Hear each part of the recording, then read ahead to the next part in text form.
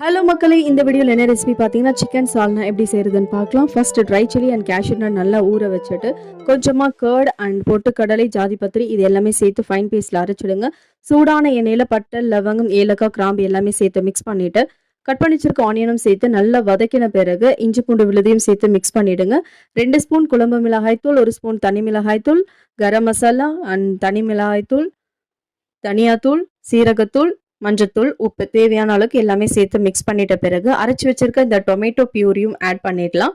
இது கொஞ்சமாக நம்ம எண்ணெய் பிரிஞ்சு வர ஸ்டேஜில் நம்ம வாஷ் பண்ணி வச்சிருக்க அந்த சிக்கனையும் ஆட் பண்ணிவிட்டு ஒரு 10 மினிட்ஸ் நம்ம க்ளோஸ் பண்ணி வைக்கலாம். நம்ம சிக்கன் கூட நல்லா மசாலா ஊறிடுங்க.